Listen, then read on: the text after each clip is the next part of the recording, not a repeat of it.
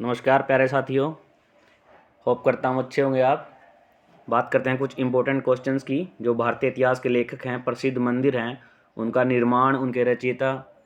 अगर आप एग्ज़ाम की तैयारी कर रहे हो तो आपके लिए वीडियो बहुत अच्छी होने वाली है। बार बार पूछे जाने वाले क्वेश्चन हैं, वीडियो के साथ अंत तक बने रहें। स्टार्ट करते हैं फर्स्ट क्वेश्चन से। हर्षचरित्र के लेखक कौन थे? तो हमें बताना है हर्षचरित्र के लेखक कौन थे। ये ईजी क्वेश्चन है, ये सभी को पता होगा। तो बाणभट्ट थे हर्षचरित्र के लेखक, ये आपको ध्यान रखना है। और एमटीएस में क्वेश्चन पूछा गया था 2013 में और 2018 में भी पूछा गया था। नेक्स्ट क्वेश्चन है, एक महान रोमानी नाटक कादम्बरी का लेखक कौन है? मोस्ट इंपॉर्टेंट क्वेश्चन है। एक महान रोमानी नाटक कादम्बरी इसका नाम था, उसका लेखक कौन था? तो वो था, ये भी कौन थे? तो ये भी बाणभट्ट इनके लेखक थे। मोस्ट इंपॉर्टेंट क्वेश्चन है, स्टार मार्क कर लेना। नेक्स्ट इंपॉर्टेंट है, निम्नलिखित में से कौन सा युग्म सही मेल नहीं खाता? तो हमें बताना है कि सही मेल कौन सा नहीं खाता। तो बात करते हैं, ये तो सभी को पता है, हर्षवर्धन हेन्सवांग ये राइट है, और अकबर टोडरमल ये भी राइट है क्योंकि ये उसके राजस्व मंत्री थे।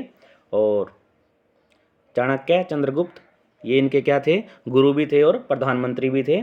तो मेल नहीं खाता वो है ऑप्शन नंबर 1। तो इसका राइट आंसर क्या है? Option A is the right answer. आपको ध्यान रखना है, इंपॉर्टेंट क्वेश्चन था। टोडरमल है, ठीक है, वो अकबर से संबंधित है। चाणक्य चंद्रगुप्त से है।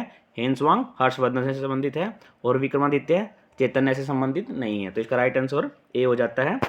नेक्स्ट चलते हैं, 13वीं शताब्दी में राजस्थान के माउंट आबू में प्रसिद्ध दिलवाड़ा मंदिर किसने बनवाया था? मोस्ट इंपोर्टेंट क्वेश्चन है।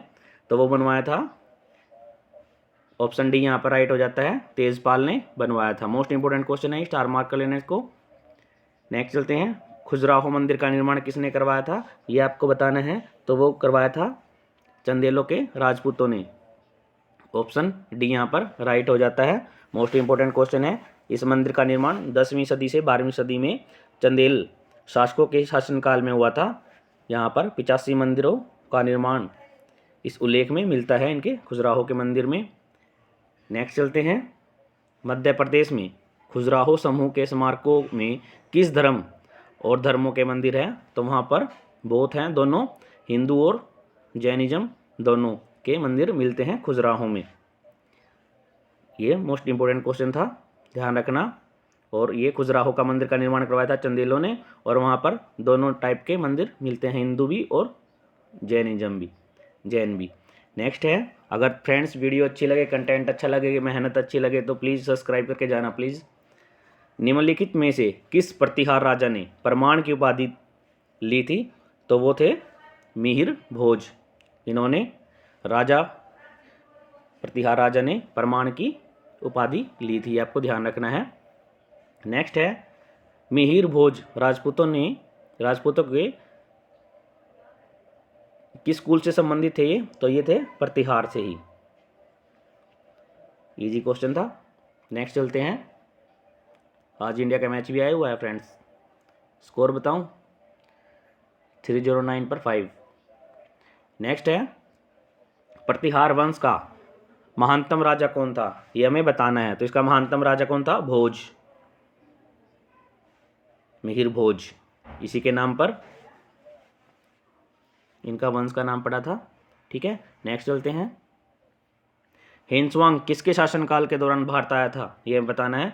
तो इजी क्वेश्चन है, हर्षवर्धन के टाइम पर भारत आया था। होप करता हूँ आपके एग्जाम में इनमें से एक क्वेश्चन पक्का आएगा। उस चीनी यात्री का नाम क्या था जो हर्षवर्धन के दरबार में आया था? तो वो थे हेन्सवांग। ये भी आपको ध्यान रखना है, अगेन रिपीट होने वाला क्वेश्चन है, इजी क्वेश्चन है इसलिए बच्चे इसको रीड नहीं करके जाते। किसके शासनकाल में हेन्सवांग भारत आया था? ये बताना है हमें। तो किसके शासनकाल में आया था? तो वो आया था हर्षवर्धन के शासनकाल में। ये भी आपको ध्यान रखना है, किसके शासनकाल में आया था? तो वो आया था हर्षवर्धन के शासनकाल में, 630 से 643 ईस्वी में के मध्य हर्षवर्धन के शासनकाल में आया था। नेक्स्ट है, प्रिंस ऑफ फिलग्रीस नाम किसे प्रदान किया गया था? तो वो थे हमारे हेंसवांग, और इसको क्या बोला जाता था? तीर्थ यात्रियों का राजकुमार भी इसको बोला जाता था। ऑप्शन सी यहाँ पर राइट हो जाता है। नेक्स्ट है, हर्षवर्धन को किसने पराजित किया था? मोस्ट इंपोर्टेंट क्वेश्चन है। तो हर्षवर्धन को किसने पराजित किया था? पुलकेशिन सेकंड ने।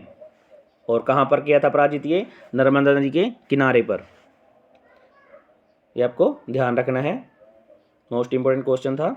अगेन चलते हैं, हर्षवर्धन का समकालीन दक्षिण भारतीय शासक कौन था? तो वो था, दक्षिण में थे ये, ठीक है, पुलकेशिन सेकंड। ठीक है, ये हर्षवर्धन के काल में दक्षिण भारतीय शासक था पुलकेशिन सेकंड। ये आपको ध्यान रखना है, मोस्ट इंपोर्टेंट क्वेश्चन था। ठीक है, इसने क्या किया था? इसने हर्षवर्धन को हरा दिया था। हर्षवर्धन की आरंभिक राजधानी कौन सी थी? तो वो थी थानेश्वर, और उसके बाद ये कन्नौज। ये भी आपको ध्यान रखना है।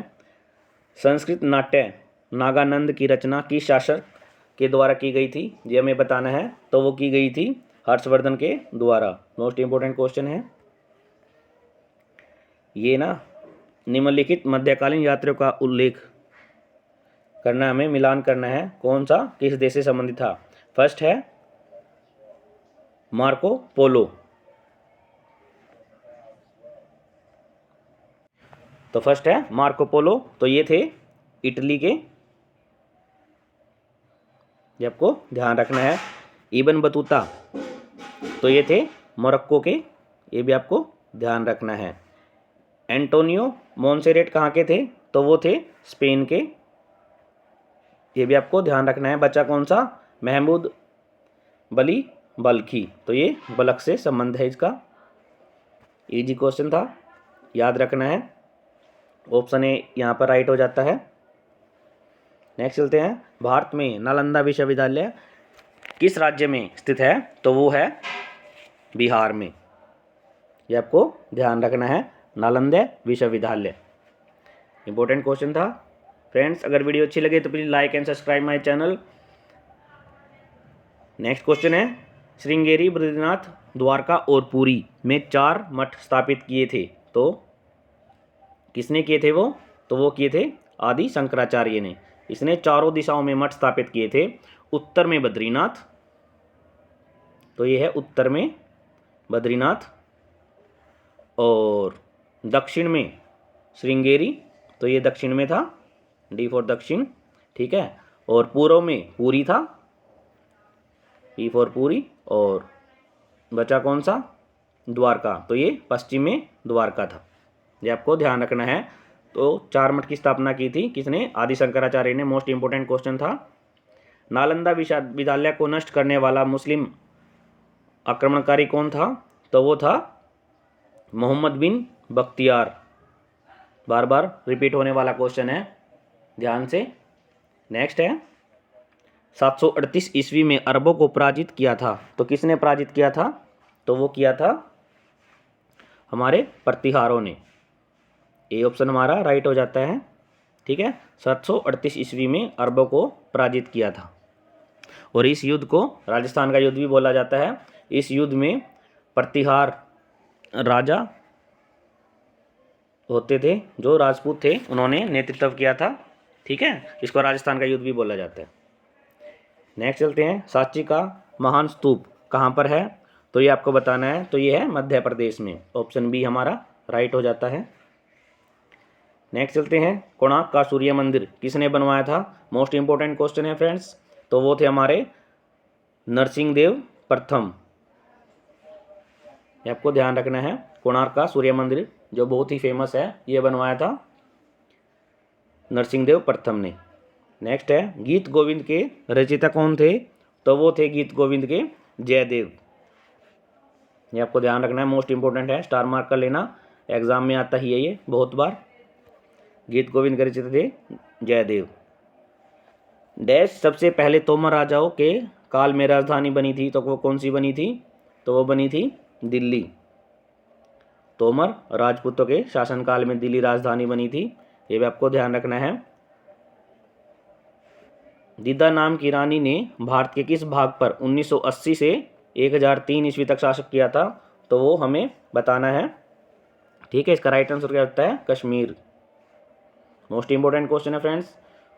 980 से 1003 ईस्वी तक दीघा रानी नाम की शासक थी जिन्होंने कश्मीर पर राज किया था। अगर फ्रेंड्स वीडियो अच्छी लगे, कंटेंट अच्छा लगे तो please like and share my channel. All the best for your day. Thank you.